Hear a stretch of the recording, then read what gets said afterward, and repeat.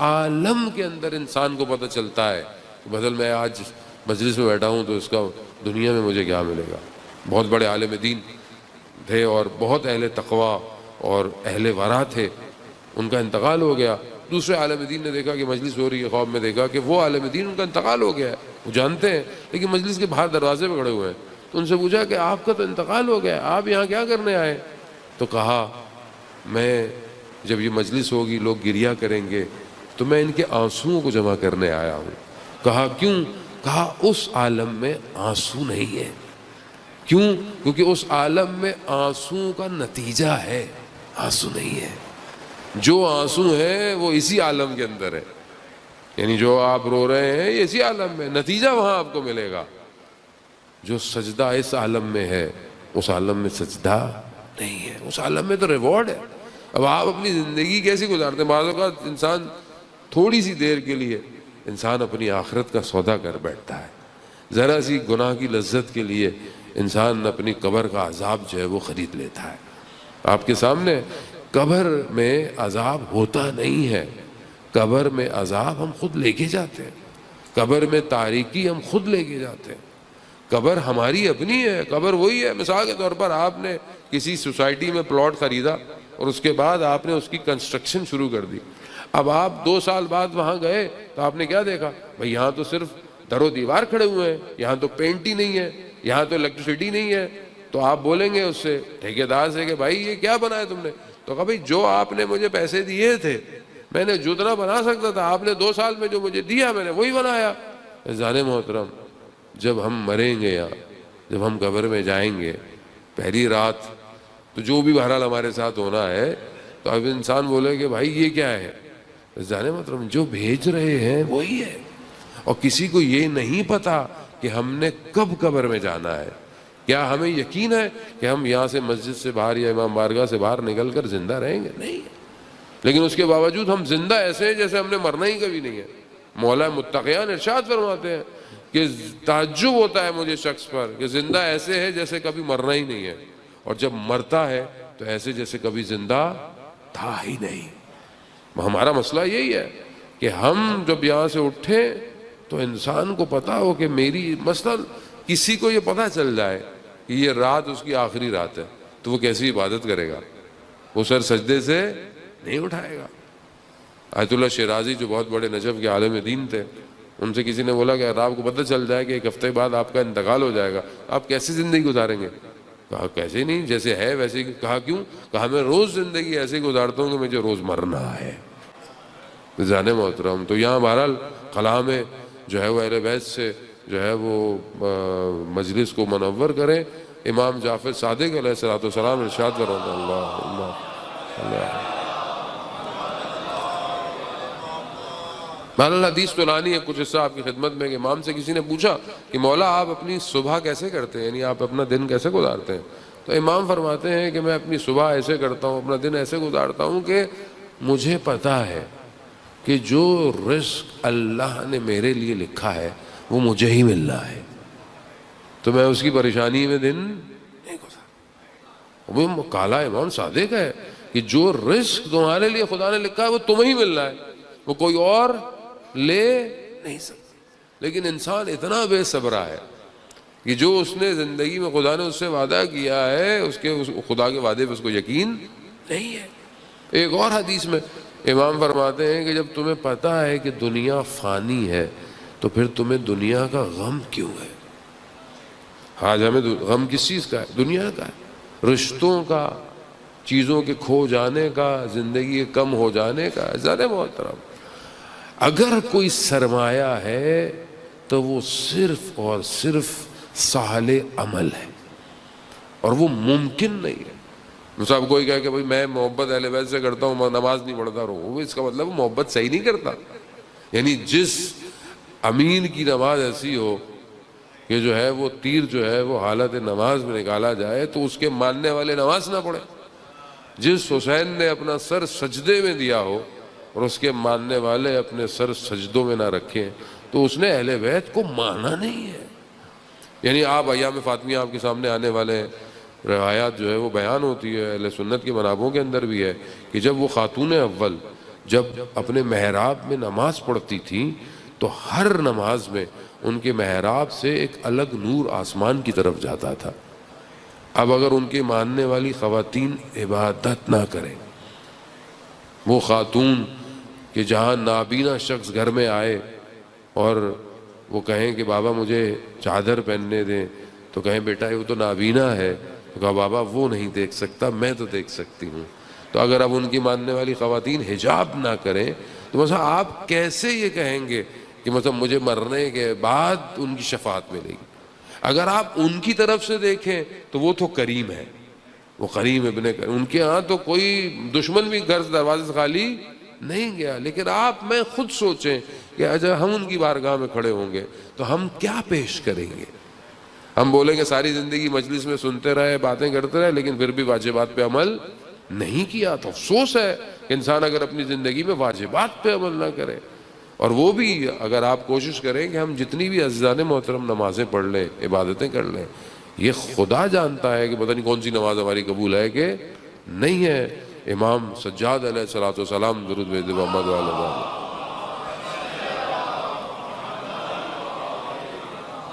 امام جو ہے وہ نماز پڑھ رہے ہیں، عبادت کر رہے ہیں، اور گھر میں آگ لگ گئی، سجدے کی حالت میں ہے، چیخ و پکار، امام نے سر سجدے سے نہیں اٹھایا، آگ بجھ گئی۔ بعد میں امام سے کہا مولا گھر میں آگ لگ گئی تھی، تو امام کیا فرماتے ہیں؟ مگر جو قیامت کی آگ ہے وہ اس دنیا کی آگ سے کہیں زیادہ خطرناک ہے۔ لیکن اگر انسان اپنی زندگی میں اس لذت عبادت کو نہ چکھے، عزیزان محترم، افسوس رہ جائے گا۔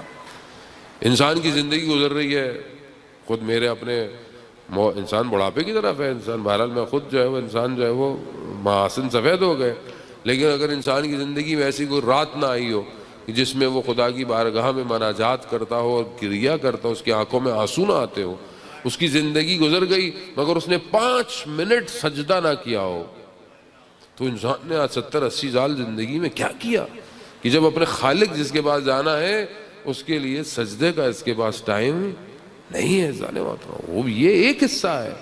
دوسرا حصہ جو مرنے کے لیے سب سے زیادہ مہم ہے وہ حقوق العباد ہے، کہ انسان اللہ کو راضی کر رہا ہے، مصلی پہ بیٹھا ہوا ہے، مسجد بھی آ رہا ہے، لیکن رشتہ دار جو ہے وہ ناراض ہے، بہن بھائی ناراض ہے، ایک دوسرے کا حق کھایا ہوا ہے، تو ایسی عبادت بھی خدا کو قبول نہیں ہے۔ جانے محترم، آیت اللہ شہید دست غیب اپنی کتاب داستان راستان میں بیان کرتے ہیں عالم دین کا واقعہ کہ انہوں نے اپنے خواب بابا کو، والد کو خواب میں دیکھا، والد سے سوال پوچھا کہ ہم جو اس دنیا کے اندر آپ کو ہدیہ بھیجتے ہیں، چیزیں بھیجتے ہیں، صدقہ کرتے ہیں، یہ وہاں آپ کو کیسے جاتا ہے، کیسے ٹرانسفارم ہوتا ہے؟ بینک اکاؤنٹ تو ہے نہیں کہ یہاں پیسے ڈالے کہ وہاں پیسے نکل گئے، تو کیسے جاتا ہے؟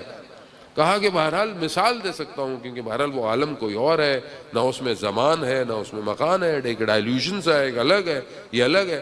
تو کہا لیکن جو آپ ہدیہ دیتے ہیں وہ بالکل ایسے ہی جیسے ایک گرم کمرہ ہو، اس شدید گرم کمرے کے اندر کوئی ایک کھڑکی کھل جائے اور ایک تازہ ہوا کا جھونکا آئے، تو جو آپ جو بھی ہدیہ بیچتے ہیں وہ اس عالم میں محروم کو ویسے ہی ملتا ہے۔ تو ایک صلوات بیچ کر تمام محرومین کو بخش دیں۔ اللہ صلی علی محمد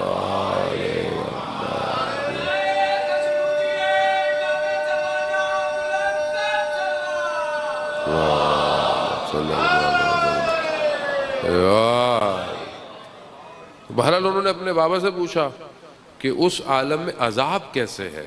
جانے محترم، بہرحال کیونکہ ہماری مجالس میں صرف بشارت اتنی دی جاتی ہے اور خوف نہیں دیا جاتا، یہ امپورٹنٹ ہے، بیلنس امپورٹنٹ ہے، کیونکہ رسول خدا کو قرآن کیا کہہ رہا ہے؟ بشیر بھی ہیں اور نذیر بھی ہیں، یعنی خوف بھی دینا ہے اور خوشخبری بھی دینی ہے۔ صرف یہ بھی نہیں کہ انسان مجلس میں ڈراتا ہی رہے کہ مولانا صاحب آپ تو ڈراتے ہی رہتے ہیں، پتہ نہیں کیا ہوگا، نہیں، بشارت بھی ہے، آپ کو خوشخبری بھی ہے، لیکن بہرحال خوف بھی ضروری ہے، کیونکہ انسان کے اندر سے خوف نکل جائے نا، انسان تو آپ کے سامنے ہے۔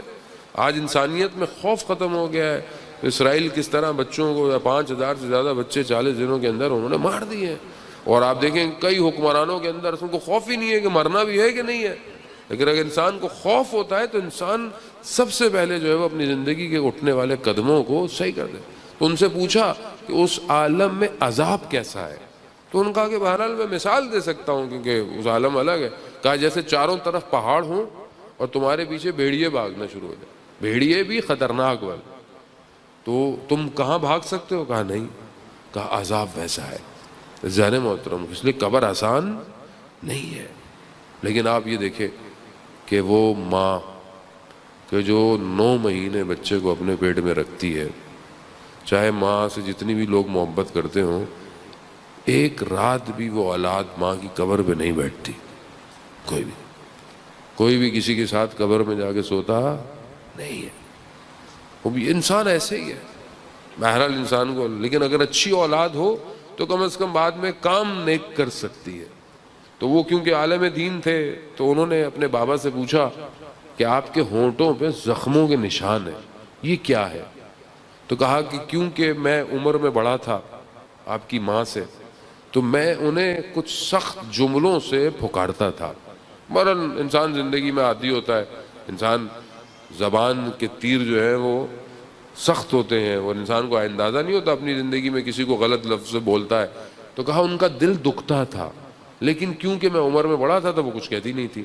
تو کہا یہ وہ لفظ ہے جو اس عالم میں میرے ہونٹوں پہ زخموں کی طرح ہے اور قیامت تک جو ہے وہ یہ زخم رہیں گے.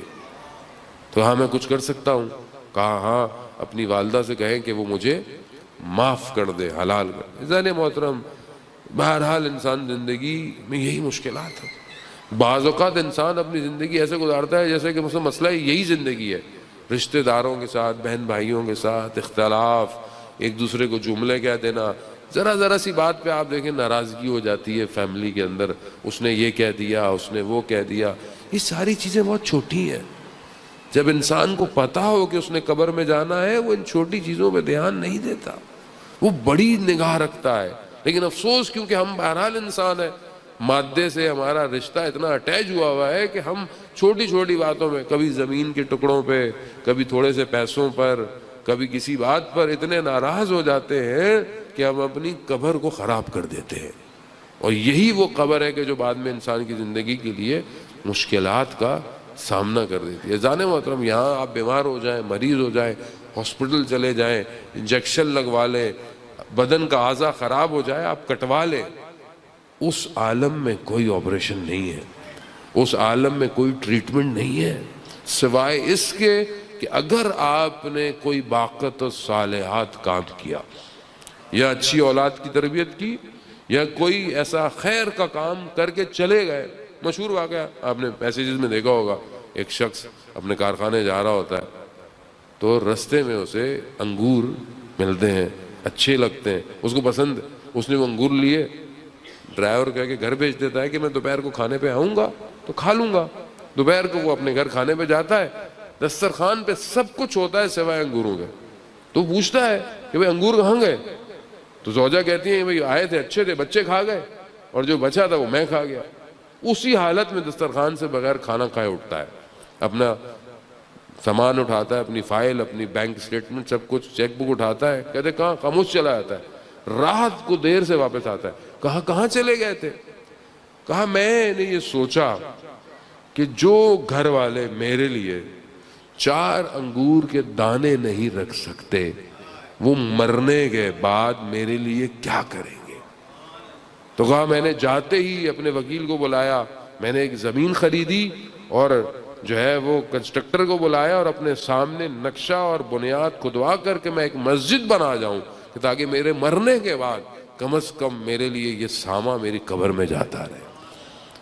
تو عزیزان محترم, اپنے لیے کچھ نہ کچھ کریں. دنیا کے لیے انسان کتنا بھاگتا ہے, پلاٹ لے لوں, یہاں لے لوں, وہاں لے لوں, قسطیں دے دوں, دیتا ہی رہتا ہے. بعض اوقات انسان ساری زندگی قسطیں ہی بھرتا رہتا ہے اور اس کو موقع نہیں ملتا.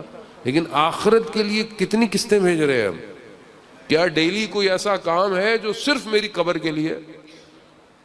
کوئی ایسا کام ہے جو میرے اس عالم میں, میری قبر میں آپ جائیں قبرستان, ماشاءاللہ وادی حسین آپ نے وہ سولر سسٹم لگایا ہوا ہے, اوپر سے قبر روشن ہے, اندر سے قبر میں نے خود روشن کرنی ہے. کوئی سولر سسٹم جو ہے وہ اندر سے قبر کو روشن نہیں کرے گا.